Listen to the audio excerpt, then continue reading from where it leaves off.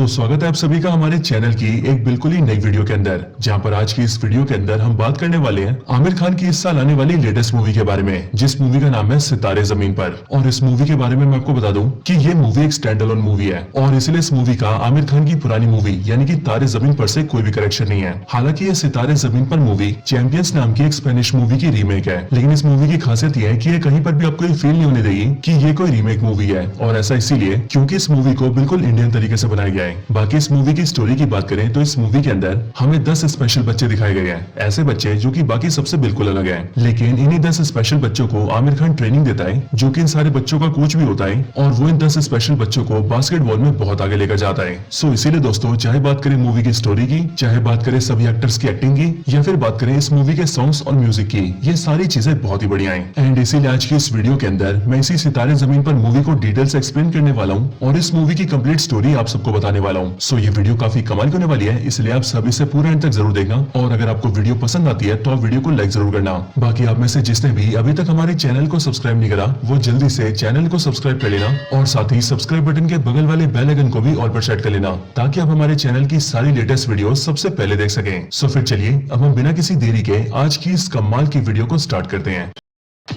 तो इस मूवी की स्टार्टिंग होती है आमिर खान से, और मूवी के स्टार्ट होते हम ये देखते हैं कि मूवी के अंदर आमिर खान का नाम गुलशन होता है और वो दिल्ली के नेशनल बास्केटबॉल टीम का असिस्टेंट कोच होता है, और साथ ही साथ वो रहने वाला भी दिल्ली का ही होता है। अब मूवी के पहले सीन में हम ये देखते हैं कि गुलशन की बास्केटबॉल टीम आज के दिन बास्केटबॉल के फाइनल्स में जा चुकी है, और अभी कुछ ही देर में दिल्ली के एक स्टेडियम में उनका फाइनल मैच होने वाला है। अब मैच के शुरू होने के ठीक पहले बास्केटबॉल की पूरी टीम, गुलशन जो की असिस्टेंट कोच है और उसका सीनियर यानी कि जो की हेड कोच है, वो सब के सब स्टेडियम के अंदर आ जाते हैं, और फिर हम ये देखते हैं कि अगली पल उनका मैच स्टार्ट हो जाता है। अब दोस्तों, जब भी अक्सर बास्केटबॉल के मैचेस हुआ करते हैं तो उन बास्केटबॉल टीम्स के जो कोच होते हैं वो अक्सर उन्हें गाइड किया करते हैं, और बिल्कुल यही चीज हम दिल्ली के बास्केटबॉल टीम के कोच को भी करते हुए देखते हैं, जो कि गुलशन का सीनियर होता है। लेकिन यहाँ पर गुलशन ये नोटिस करता है कि उसका सीनियर टीम को जो भी बता रहा है उन सारी स्ट्रेटेजी से उनकी टीम हारती जा रही है, और इसीलिए ये सब देखकर गुलशन को बहुत गुस्सा आता है एंड वो अपने सीनियर को यानी कि हेड कोच को स्ट्रेटेजी चेंज करने को कहता है। लेकिन गुलशन का सीनियर उसकी बात नहीं मानता है और वो गुलशन को चुप बिठा देता है। लेकिन गुलशन अपनी टीम को हारते हुए देखकर बार बार अपने सीनियर को बोलने लगता है, जिस वजह से हम ये देखते हैं कि कोच को बहुत ज्यादा गुस्सा आता है, और वो गुस्से में आकर न सिर्फ गुलशन को बहुत ही उल्टा सीधा कहता है, बल्कि उसके साथ ही वो गुलशन की हाइट का भी मजाक बनाता है, और वो गुलशन को टिंगू कहता है। टिंगू बात सुनकर गुलशन को बहुत गुस्सा आता है, और इसीलिए वो बिना कुछ सोचे समझे अपने सीनियर को यानी कि कोच के मुंह पे घूंसा मार देता है। लेकिन फिर ये सब देखकर जो स्पोर्ट्स फेडरेशन वाले होते हैं वो गुलशन को उसकी जॉब से सस्पेंड कर देते हैं। इसके साथ ही अब क्योंकि गुलशन ने पूरे स्टेडियम के सामने अपने सीनियर को घूंसा मारा था, इसीलिए वो सारी चीजें लोग कैमरे में रिकॉर्ड कर लेते हैं, और धीरे धीरे करके वो वीडियो वायरल हो जाती है एंड सारे लोग उस वीडियो को देखने लगते हैं। अब इसके बाद हम गुलशन को देखते हैं, जो कि अपनी नौकरी से सस्पेंड हो चुका था, और इसीलिए नौकरी जाने के गम में वो सीधा क्लब में जाता है एंड वहां जाकर रात को बहुत सारी शराब पी लेता है, और फिर शराब पीने के बाद वो सीधा अपनी गाड़ी लेता है एंड अपने घर जाने लगता है। लेकिन रात के समय ड्राइव करते हुए गुलशन इतना ज्यादा नशे में हो जाता है कि वो रोड्स पर रैश ड्राइविंग करने लगता है, और फिर देखते ही देखते वो गलती से नो एंट्री में घुस जाता है और वहां पर घुसकर पुलिस की गाड़ी को टक्कर मार देता है। लेकिन जब ये सब देखकर पुलिस वाले गुलशन को उसकी गाड़ी से बाहर निकालते हैं और उससे पूछते हैं कि आखिरकार उसने ये क्यों किया, तब वहां पर भी गुलशन पुलिस वालों से सॉरी नहीं कहता है, बल्कि वो इतना ज्यादा नशे में होता है कि वो पुलिस वालों से लाइसेंस मांगने लगता है एंड वो पुलिस कर्मचारियों से कहता है कि जब तुम्हें गाड़ी चलानी नहीं आती तो रोड पर गाड़ी खड़ी क्यों करते हो। अब गुलशन की सारी हरकतें देखकर पुलिस वाले उस पर चार्जशीट फाइल कर देते हैं और उसे ले जाकर सीधा पुलिस स्टेशन के सेल में डाल देते हैं। अब अगली सुबह गुलशन को छुड़ाने के लिए उसका वकील आता है, जो वकील पेशे से वकील होने के साथ साथ गुलशन का दोस्त भी होता है। लेकिन अब क्योंकि गुलशन के ऊपर एफआईआर दर्ज हो गई थी, इसीलिए अगले दिन गुलशन को अपने केस के सिलसिले में कोर्ट जाना पड़ता है। अब अगले दिन जब गुलशन अपने वकील के साथ कोर्ट जाता है, तब वहाँ पर जज गुलशन का पूरा केस देखती है एंड फिर उसके बाद वो गुलशन से कहती है कि सबसे पहले तो तुमने अपने सीनियर के ऊपर हाथ उठाया, फिर तुमने ड्रिंक एंड ड्राइव किया, और फिर जाकर पुलिस की गाड़ी ठोक दी, और फिर उसके बाद तुमने पुलिस से बदतमीजी भी की, और इसीलिए इन सब चीजों की वजह से तुम्हें 2 साल की जेल हो सकती है। लेकिन असल में तुम्हारा ट्रैक रिकॉर्ड बिल्कुल क्लियर है, और आज से पहले तुम पर कोई भी पुलिस केस नहीं हुआ है। इसके साथ ही तुम काफी अच्छे बास्केटबॉल के कोच भी हो, और इसीलिए इन सब चीजों की वजह से मैं तुम्हें जेल नहीं भेजना चाहती। लेकिन हाँ, मैं तुम्हें एक दूसरी सजा दे दी हूँ, और तुम्हारी सजा ये है कि तुम्हें 3 महीनों तक इंटेलेक्चुअली डिसेबल्ड बच्चों को बास्केटबॉल सिखाना होगा। लेकिन ये बात सुनकर गुलशन को काफी अजीब लगता है, और वो जज के सामने चिल्ला चिल्ला के बोलने लगता है कि ये इंटेलेक्चुअली डिसेबल्ड तो असल में पागल होते हैं, और मैं ऐसे पागल बच्चों को कुछ भी नहीं सिखा सकता हूँ। लेकिन गुलशन की इस बात को सुनकर जज को बहुत गुस्सा आता है, और इसीलिए वो गुलशन पर 5,000 रुपए का जुर्माना भी लगाती है, जिस वजह से गुलशन को जुर्माना मानते हुए अपनी सजा कबूल करनी पड़ती है। अब इसके बाद गुलशन अपने घर जाता है और ये सारी बात अपनी माँ को बताता है। ये सारी बातें सुनकर गुलशन की माँ उससे कहती है कि ये सारे इंटेलेक्चुअल डिसेबल्ड बच्चे स्पेशल होते हैं, इसीलिए इन्हें पागल नहीं कहना चाहिए, और इसीलिए तुझे भी ऐसे बच्चों के लिए अपने नजरिए को बदलना चाहिए। वैसे भी बेटा, कोई ना कोई कमी सबके अंदर होती है, है, जैसे कि तेरे अंदर कमी है छोटी हाइट की। जब तू छोटा था तब तू बास्केटबॉल में काफी अच्छा था, लेकिन तेरी छोटी हाइट की वजह से तेरे कोच ने कभी भी तुझे टीम में एंट्री नहीं दी। यहाँ तक कि जब मैं तेरे कोच के सामने रोई गिड़गिड़ाई और उसे चाटा मारा, तब इन सबके बाद जाकर ही तेरे कोच ने तेरा ट्रायल लिया था। लेकिन तेरे ट्रायल को देखकर उन्हें काफी खुशी हुई और फिर उन्होंने तुझे टीम में शामिल कर लिया, जिसके बाद जाकर आज तू एक नेशनल बास्केटबॉल टीम का कोच भी है। सो इसीलिए बेटा तुझे भी दूसरों की कमी को देखकर उनसे दूर नहीं भागना चाहिए, बल्कि तुझे उनकी कमी के साथ भी उन्हें अपनाना चाहिए। अब इसके बाद ही सजा के मुताबिक गुलशन अगले दिन सीधा उसी एकेडमी के अंदर जाता है, जहाँ पर जाकर उसे स्पेशल बच्चों को बास्केटबॉल सिखाना है।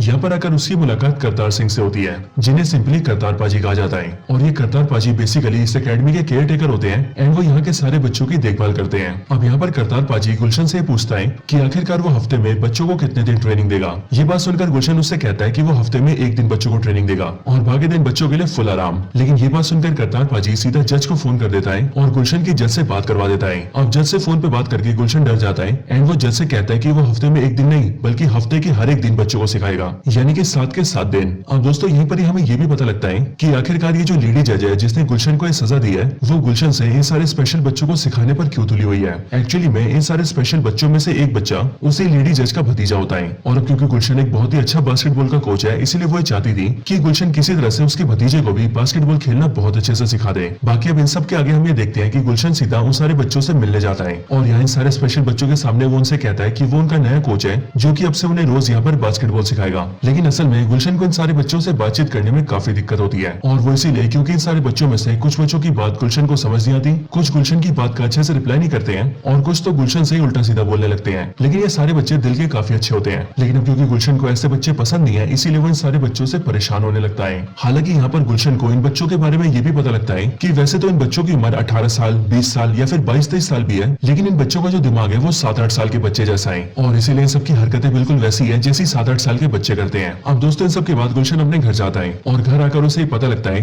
कि आज उसे अपनी मदर के साथ एक फंक्शन में जाना है। अब दोस्तों इसी दौरान हमें पता लगता है कि असल में गुलशन मैरिड है, यानी कि उसकी शादी हो चुकी है और गुलशन की वाइफ का नाम सुनीता है और गुलशन और सुनीता दोनों ही एक दूसरे घर में रहा करते थे। लेकिन अभी एक हफ्ते पहले गुलशन ने अपनी वाइफ से झगड़ा कर लिया और वो सीधा अपनी मदर के घर में रहने लगा और बीते एक हफ्ते से उसने अपनी वाइफ से बात भी नहीं की है। लेकिन दोस्तों प्रेजेंट टाइम में हम ये देखते हैं कि जैसे ही गुलशन अपनी मदर के साथ फंक्शन में जाता है, वैसे उस फंक्शन में उसे वहां पर अपनी वाइफ भी दिखती है और अब क्योंकि गुलशन अपनी वाइफ के सामने आ गया होता है, इसीलिए वो उससे मिलकर बातचीत करने लगता है। अब दोस्तों इन दोनों की बातचीत से हमें पता लगता है कि असल में गुलशन और सुनीता ने लव मैरिज की थी और अभी के टाइम में गुलशन की जो वाइफ है यानी कि सुनीता, वो गुलशन की मदर की एक साड़ी की दुकान चलाती है। साथ ही साथ हम ये भी जानते हैं कि सुनीता को गुलशन से बच्चा चाहिए, लेकिन गुलशन को बच्चे पसंद नहीं है, या फिर यूं कहें गुलशन को फादर बनना पसंद नहीं है। और दोस्तों ऐसा इसीलिए क्योंकि गुलशन के जो फादर थे उन्होंने गुलशन को और उसकी मदर को बहुत पहले छोड़ दिया था और जब गुलशन सिर्फ 9-10 साल का था तब से ही वो अपने फादर के बिना ही जिया है एंड उसने ये भी देखा है कि उसकी मदर ने बिना उसके फादर के कितनी सारी मुसीबतें झेली हैं और इसलिए उसके मन में फादर नाम के शब्द को लेकर चिढ़ हो गई है, जिस वजह से वो किसी भी बच्चे का फादर नहीं बनना चाहता है। लेकिन यहाँ पर उसकी वाइफ सुनीता उसे समझाती है कि तुम अपने फादर से बिल्कुल अलग हो और जैसा तुम्हारे फादर ने किया वैसा तुम तो बिल्कुल भी नहीं करोगे। सो इसीलिए तुम अपने मन से इस डर को और इस चिढ़ को निकाल दो, जिसके बाद हम अपनी फैमिली को आगे बढ़ा सकते हैं। लेकिन दोस्तों यहाँ पर हम ये देखते हैं कि गुलशन सुनीता की बात सुनकर चिढ़ जाता है और वो गुस्से में आकर वहाँ से चला जाता है। यहाँ तक कि गुलशन ने सुनीता से बातचीत करना और उसका घर भी इसीलिए छोड़ दिया क्योंकि उसकी और सुनीता की पहले भी इन सब चीजों को लेकर बहस हो चुकी है। अब हालांकि इसके बाद अगली सुबह गुलशन फिर से ट्रेनिंग पर जाता है और वो अकेडमी पहुंचकर बच्चों को ट्रेनिंग देने लगता है। अब यहाँ पर गुलशन धीरे धीरे करके बच्चों के बारे में समझने लगता है और वो ये देखता है कि इन सारे स्पेशल बच्चों में से एक ऐसा भी बच्चा है जिसका नाम हरगोविंद है और इन सारे बच्चों में हरगोविंद अकेला ऐसा है जो कि बास्केटबॉल खेलने में काफी अच्छा है। साथ ही साथ उसे गुलशन की सारी बातें समझ भी आती है, लेकिन दिक्कत यह है कि हरगोविंद हमेशा अलग ही रहता है। वो ना तो कभी ज्यादा बोलता है, ना ही किसी से बात करता है और तो और वो गुलशन के दिए हुए इंस्ट्रक्शंस भी नहीं मानता है। बस जब भी उसका मन करता है तब वो बॉल उठाता है और अकेला बॉल से खेलने लगता है। लेकिन हरगोविंद को छोड़कर गुलशन ये देखता है कि बाकी सारे बच्चे बास्केटबॉल में बहुत ही खराब है, यहाँ तक कि उन्हें तो बास्केटबॉल के बेसिक्स भी नहीं पता है और अगर गुलशन उन बच्चों को कुछ बताता है तो उन्हें वो भी समझ नहीं आता है। अब गुलशन इन सारी चीजों से बहुत ज्यादा फ्रस्ट्रेट होने लगता है और इसीलिए एक रात जब वो अपने घर आता है तब वो अपनी मदर से बात करता है एंड वो फिर से अपनी मदर से कहता है कि वो ऐसे पागल बच्चों को नहीं सिखा सकता है। लेकिन इस बार फिर से उसकी मदर उसे समझाते हुए कहती है कि वो बच्चे पागल नहीं है, बल्कि वो बाकियों से बस थोड़े से अलग है और हाँ उनके जैसा तू भी है क्योंकि तू भी बाकियों से थोड़ा अलग है और वो इसीलिए क्योंकि बास्केटबॉल खेलने के हिसाब से तेरी हाइट काफी छोटी है, जिस वजह से बचपन में कोई भी तुझे बास्केटबॉल खेलने नहीं देता था। लेकिन बचपन के टाइम पर हमेशा मैंने तेरा साथ दिया, मैं तेरे साथ खड़ी रही और जहाँ भी तुझे दिक्कत आई वहाँ मैंने तुझे संभाला और उसी का रिजल्ट ये है कि आज की तारीख में तू बास्केटबॉल में इतना आगे है। और अब वैसे ही बेटा वो सारे बच्चे भी दुनिया से थोड़े से डिफरेंट है, पर जब तुझे जरूरत थी तब तेरा साथ देने के लिए मैं थी, लेकिन आज जब उन्हें जरूरत है तो उनका साथ देने के लिए कोई भी नहीं है और इसीलिए तुझे उन सारे बच्चों का सहारा बनना होगा और उन सभी बच्चों को सपोर्ट करना होगा। अब गुलशन को अपनी मदर की बातें काफी अच्छी लगती हैं और इसलिए वो अपने काम को थोड़ा सीरियस लेने लगता है एंड वो उन सारे बच्चों से फ्रस्ट्रेट होना भी बंद कर देता है। साथ ही साथ अब वो उन सारे स्पेशल बच्चों को समझने भी लगता है और धीरे धीरे करके उनकी बातें और उनकी हरकतें उसे अच्छी भी लगती है। इसके साथ ही गुलशन इसके बाद करतार पाजी के पास जाता है और वो करतार पाजी से उन सारे बच्चों के बारे में पूछने लगता है ताकि वो उन बच्चों के बारे में जानकर उन्हें और ज्यादा समझ सके। बच्चों के बारे में पूछकर करतार पाजी गुलशन को बताते हैं कि ये सारे बच्चे आम नहीं है बल्कि काफी स्पेशल है। साथ ही साथ बेशक से इन्हें देखकर ऐसा लगता है कि ये बिल्कुल बेवकूफ से हैं, लेकिन असल बात तो ये कि ये सब के सब बहुत ज्यादा समझदार हैं और ये सब अपने अपने काम में काफी ज्यादा एक्सपर्ट भी हैं। करतार पाजी आगे बताते हैं कि इन सारे बच्चों की अपनी अपनी फैमिलीज हैं, लेकिन इनमें से एक भी बच्चे की फैमिली ऐसी नहीं है जो कि अपने बच्चे को बोझ समझती हो, और ऐसा इसीलिए क्योंकि ये सारे बच्चे असल में दिल के बहुत ही साफ और बहुत ही प्यारे हैं। अब इसके बाद ही करतार पाजी गुलशन को बारी बारी करके सारे बच्चों के बारे में बताना स्टार्ट करता है। वो गुलशन को सबसे पहले करीम के बारे में बताते हैं। वो बताते हैं कि करीम यहाँ पास में एक हॉस्टल में रहता है और वैसे बेशक से वो अपने परिवार से दूर है, लेकिन तब भी वो अकेले अपनी काम की सारी जिम्मेदारी उठाता है। करीम हर रोज को सुबह 4 बजे उठता है, अपने सारे काम करता है और फिर उसके बाद वो रोज एक होटल में जाता है जिस होटल के अंदर वो बर्तन धोने का काम करता है। साथ ही साथ करीम को बाइक भी चलानी आती है और वो बाइक बहुत अच्छे से चलाता है, यहाँ तक कि आज तक उसने कभी भी एक्सीडेंट नहीं किया है। अब करीम के आगे करतार पाजी गुड्डू के बारे में बताते हैं। वो बताते हैं कि इंसान गुड्डू को समझ नहीं पाते हैं, लेकिन जानवर गुड्डू को बहुत अच्छे से समझते हैं, यहाँ तक कि गुड्डू भी जानवरों से बहुत प्यार करता है। और सिर्फ ये नहीं बल्कि वो जानवरों को संभालने का काम भी करता है, यहाँ तक कि जो जानवर कोई भी नहीं संभाल पाता है उसे गुड्डू शांत कर देता है और सारे जानवर गुड्डू की बड़े प्यार से बात मानते हैं। अब ये बात सुनकर गुलशन करतार पाजी से कहता है कि गुड्डू जानवरों के साथ रहता है, शायद इसीलिए उसके शरीर से बदबू आती है। बट ये बात सुनकर करतार पाजी उससे कहते हैं कि ऐसा नहीं है, असल में उसकी बॉडी से इसीलिए बदबू आती है क्योंकि गुड्डू कभी नहाता नहीं है, और वो भी इसीलिए क्योंकि जब बचपन में गुड्डू बहुत ही छोटा था तब एक बार वो नदी में डूब गया था और उस टाइम पर बड़ी मुश्किल से उसकी जान बच पाई थी,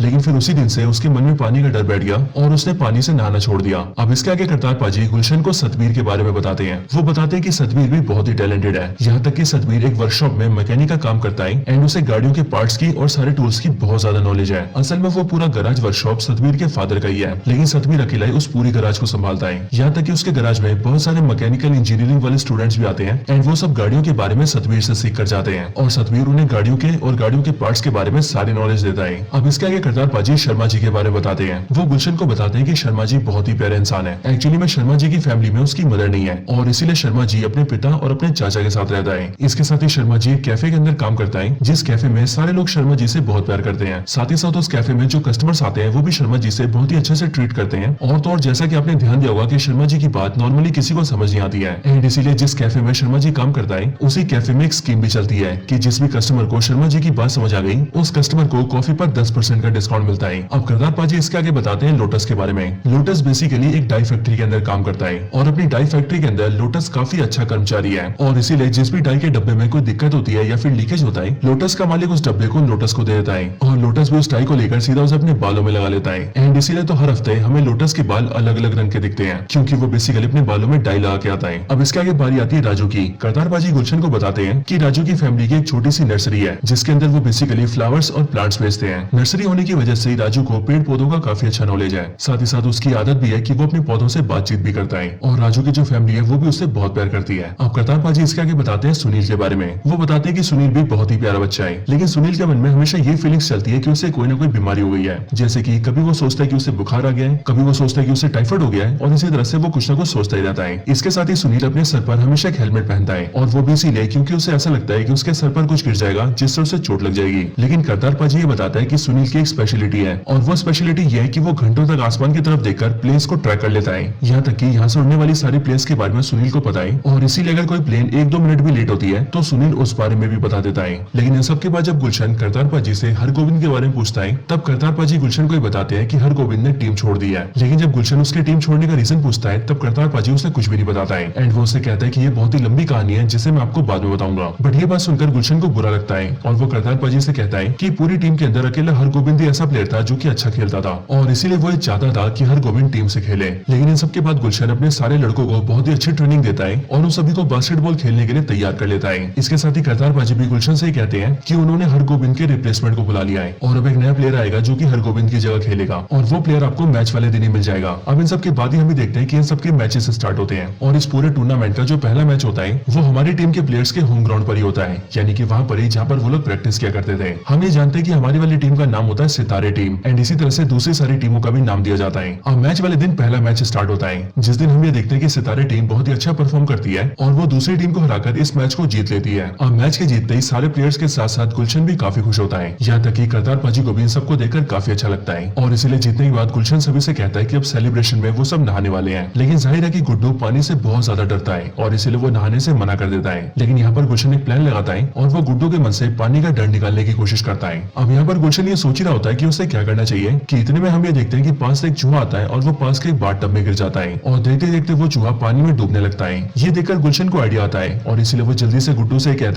कि गुड्डू को अब उस चूहे को बचाना होगा, वरना वो चूहा डूबकर मर जाएगा। अब चूहे को डूबता हुआ देखकर गुड्डू जल्दी से पानी के टब में कूद जाता है और वो चूहे की जान बचाकर उसे बाहर निकाल लेता है। इसके बाद चूहा भाग जाता है, लेकिन सारे लोग उससे कहते हैं कि अब गुड्डू ने अपने पानी के डर को जीत लिया है। और इसलिए गुड्डू भी ये देखता है कि इस टाइम पर वो पानी के अंदर है एंड वो डूबकर मरा नहीं है। और इसीलिए ये देखकर गुड्डू को काफी अच्छा लगता है और इस दिन वो बड़े आराम से नहाने लगता है। अब दोस्तों इसके बाद बारी आती है अगले मैच की, जो मैच सीधा चंडीगढ़ में होने वाला है। लेकिन असल में चंडीगढ़ वाले मैच को खेलने से पहले टीम में एक दिक्कत हो जाती है और वो दिक्कत ये होती है कि टीम का प्लेयर करीम, जो कि असल में एक होटल में बर्तन धोने का काम करता है, उसे मैच वाले दिन उसका मालिक छुट्टी नहीं देता है, जिस वजह से करीम चाहकर भी मैच खेलने नहीं आ पाता है। बट करतार पाजी करीम की जगह एक दूसरे प्लेयर को अरेंज कर देते हैं और इस प्लेयर का नाम होता है गोलू खान, जो कि असल में एक लड़की होती है। अब ये गोलू असल में बहुत ही गुस्से वाली होती है, लेकिन एक्चुअल में इसका दिमाग काफी तेज होता है, इसलिए टीम में बड़े आराम से घुल मिल जाती है। साथ ही साथ हम ये भी जानते हैं कि गोलू को टीम के प्लेयर्स पहले से जानते हैं और वो इसीलिए क्योंकि वो लोग गोलू के साथ पहले भी मिल चुके हैं और उसके साथ गेम खेल चुके हैं। अब ये लोग जैसे ही चंडीगढ़ पहुंच के मैच खेलना स्टार्ट करते हैं, वैसे उसी टाइम पर हम ये देखते हैं कि सामने वाली टीम के प्लेयर्स वैसे तो इतने खास नहीं होते, जो कि पूरी टीम में खेलने में काफी एक्सपर्ट होता है। और इसलिए मैच के स्टार्ट होते ही वो बारी बारी करके फटाफट गोल्स करने लगता है और इसलिए इस मैच को देखकर गुलशन को ऐसा लगता है कि शायद से वो लोग इस मैच को हार जाएंगे। बट ये देखकर गोलू सीधा गुलशन के पास आती है और वो गुलशन के पास आकर अपने कोच से कहती है कि कोच अगर आप चाहे तो मैं इस मैच को जितवा सकती हूँ और मैं इस पेड्रो नाम के प्लेयर को शांत कर सकती हूँ।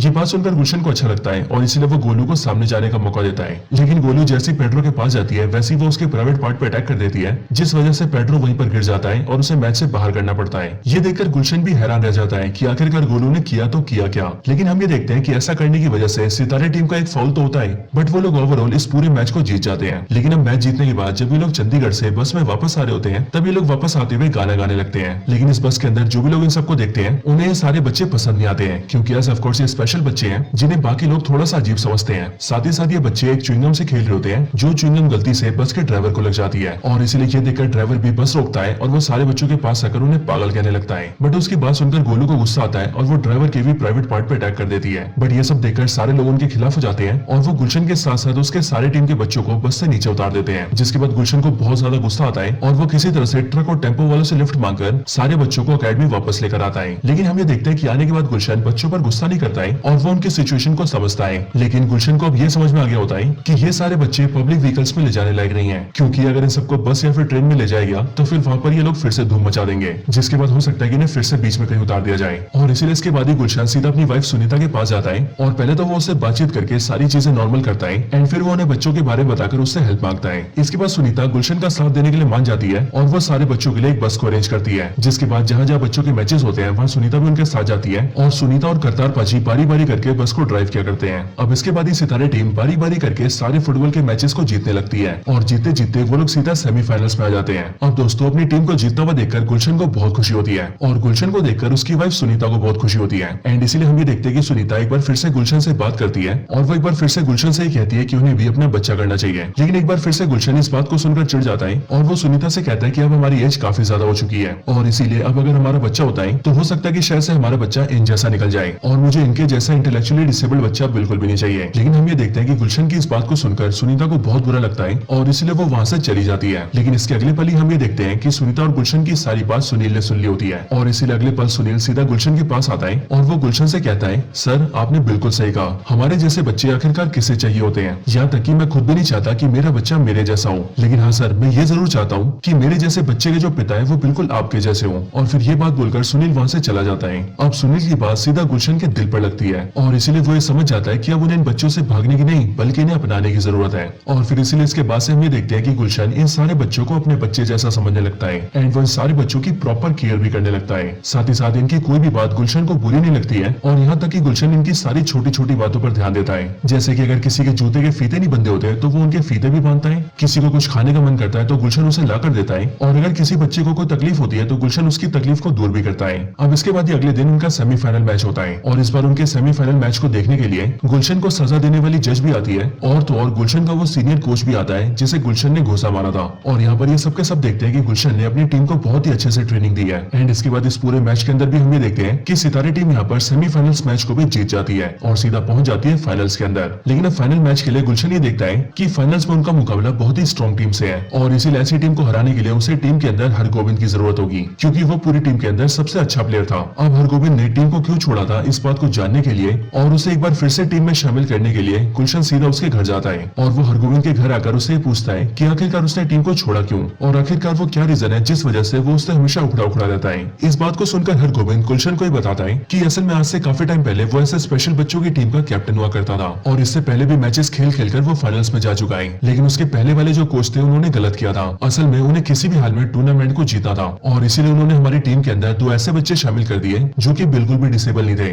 और इसीलिए जब फाइनल मैच हुआ तब हम उस मैच को तो जीत गए, लेकिन फाइनल मैच के बाद जब चेकिंग हुई तब उन दोनों बच्चों के नकली सर्टिफिकेट्स पकड़े गए और इसीलिए हमारी पूरी टीम को मैच से बाहर कर दिया गया। एंड वो ट्रॉफी और मेडल जो कि मैंने मेहनत से जीता था वो मेरा होने के बाद भी मुझ तक नहीं पहुंच पाया। अब हालांकि मैं तो उस सदमे को बर्दाश्त कर गया, लेकिन मेरी माँ को ये सब देखकर बहुत बुरा लगा और उस दिन पहली बार मेरी माँ रोई थी और इसीलिए उस दिन के बाद से मैंने किसी भी कोच पर भरोसा नहीं किया। एंड शायद यही रीजन है कि मैं आप पर भी भरोसा नहीं कर पाता हूँ। अब हरगोविंद की बात सुनकर गुलशन को बुरा तो लगता है, लेकिन फिर वो उसे और उसकी मदर को यह आश्वासन देता है कि वो उसके पहले वाले कोच जैसा बिल्कुल भी नहीं है। साथ ही वो हरगोविंद की मदर से उसके खेलने के लिए परमिशन ले लेता है एंड वो हरगोविंद को फाइनल्स खेलने के लिए ले आता है। अब इसके बाद गुलशन फाइनल्स के लिए काफी खुश होता है और इसीलिए वो जल्दी से सीधा अकेडमी में करतार पाजी से मिलता है एंड वो करतार पाजी से फाइनल्स के बारे में पूछता है। लेकिन यहाँ पर करतार पाजी गुलशन को बताते हैं कि असल में वो लोग फाइनल्स खेलने नहीं जा पाएंगे। गुलशन के पूछे जाने पर करतार पाजी उसे बताते हैं कि असल में उनकी टीम का फाइनल मैच मुंबई के अंदर है, लेकिन दिक्कत यह है कि उनकी टीम के लिए जो भी फंड आया था वो फंड अब खत्म होने की कगार पर है। एक्चुअली में करतार पाजी को ऐसा लगा ही नहीं था कि उनकी ये टीम इतना आगे जा पाएगी, लेकिन गुलशन जैसे कोच की वजह से आज उनकी टीम फाइनल्स में पहुंच चुकी है। बट अब क्योंकि करतार पाजी ने टीम के इतना आगे जाने के बारे में सोचा ही नहीं था, इसी वजह से उन्होंने पुराने मैचेस में सारे पैसे लगा दिए, जिस वजह से अब उनके पास बहुत ही कम फंड बचा है और इतने कम फंड के साथ वो लोग मुंबई सिर्फ ट्रेन से जा सकते हैं। लेकिन दिक्कत यही है कि दिल्ली से मुंबई जाने में 2 दिन का टाइम लगता है और ये बच्चे 2 दिनों तक ट्रेन का सफर कर ही नहीं पाएंगे एंड इसी वजह से वो लोग फाइनल नहीं खेल पाएंगे। अब ये बात जैसी गुलशन और टीम के बच्चों को पता लगती है वैसे सब के सब काफी उदास होते हैं, लेकिन गुलशन ये डिसाइड करता है कि उसने बच्चों को यहाँ पर लाने में बहुत मेहनत की है और इसीलिए वो किसी भी हाल में अपनी टीम को फाइनल्स खिला कर ही रहेगा।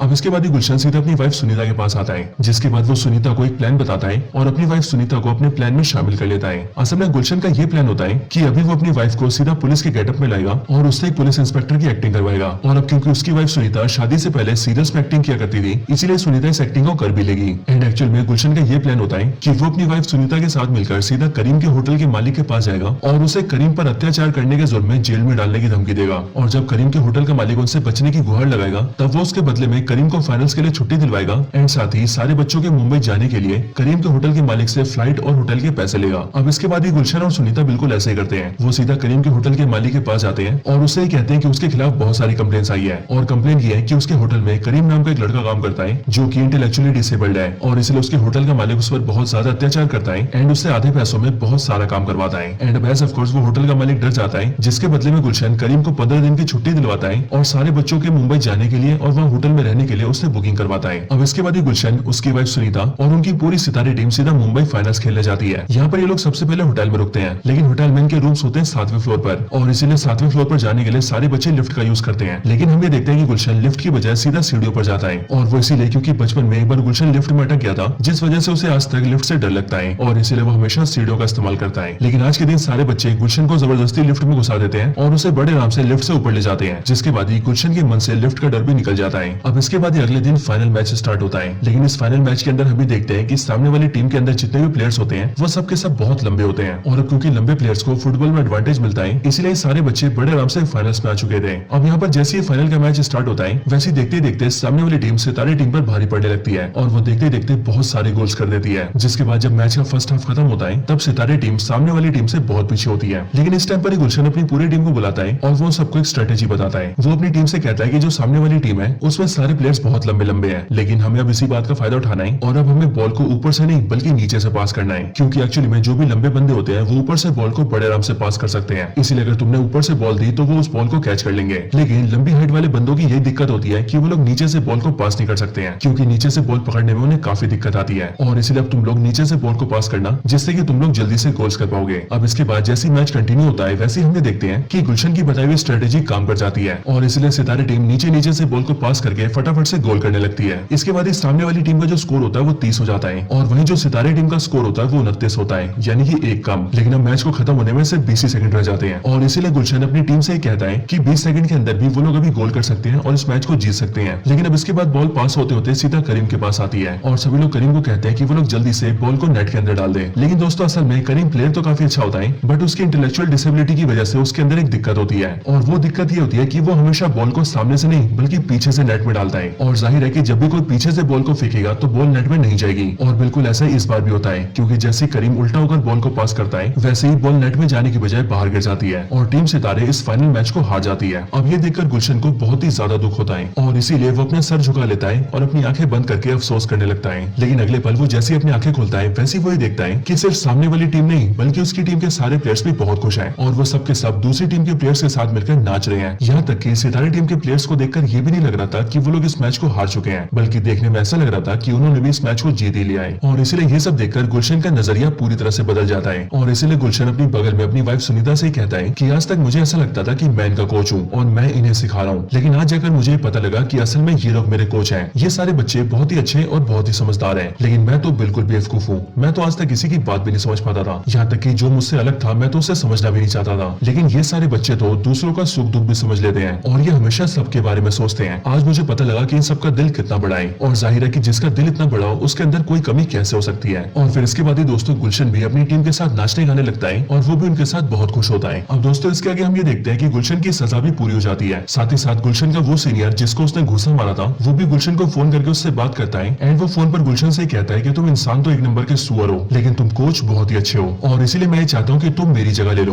क्योंकि अब 1 महीने बाद मैं रिटायर होने वाला हूँ, जिसके बाद मुझे अपनी टीम के लिए बिल्कुल तुम्हारे जैसे कोच चाहिए। अब गुलशन भी इस ऑफर को एक्सेप्ट कर लेता है एंड उसे ये ऑफर लेकर बहुत खुशी होती है, क्योंकि वो हमेशा से ही नेशनल फुटबॉल टीम का हेड कोच बनना चाहता था और आज उसका ये सपना भी पूरा हो चुका है। साथ ही साथ उसके 3 महीने की सजा भी पूरी हो चुकी है, इसीलिए वो अपनी सितारे टीम के बच्चों को गुड बाय बोलने के लिए उनसे मिलने जाता है। वहाँ पहुंचकर गुलशन ये देखता है कि सारे बच्चों ने उसके फेयरवेल के लिए केक लाया था और इसीलिए ये सब देखकर गुलशन बहुत ज्यादा इमोशनल हो जाता है, जिसके बाद ही वो सबके साथ सेलिब्रेट करता है और वहाँ पर ही उन सबके साथ नाचने गाने लगता है, जिसके बाद ये पूरी मूवी यहीं पर ही एंड हो जाती है। तो दोस्तों ये थी वीडियो सितारे जमीन पर मूवी की स्टोरी के ऊपर। वैसे आपको ये वीडियो कैसी लगी ये आप मुझे कमेंट्स में जरूर बताना और अगर आप सभी का कोई और रिकमेंडेशन हो तो आप वो भी मुझे कमेंट्स के अंदर बता सकते हैं। आपको वीडियो पसंद आई हो तो वीडियो को लाइक करना, कमेंट्स में अगर आप कुछ कहना चाहते हैं तो वो जरूर कहना। हमारा मोटिवेशन बढ़ाने के लिए कमेंट्स में सितारे जमीन पर जरूर लिखना और अगर आपको वीडियो ज्यादा पसंद आई हो तो वीडियो को शेयर भी कर देना। बाकी आप में से जिसने चैनल सब्सक्राइब नहीं करा वो जल्दी से चैनल सब्सक्राइब करके बगल के बेल आइकन को भी ऑल पर सेट कर लेना, ताकि आप हमारे चैनल की सारी लेटेस्ट वीडियो सबसे पहले देख सकें। बाकी दोस्तों मैं मिलता हूँ आपसे ऐसी किसी और बेहतरीन वीडियो में, तब तक के लिए गुड बाय।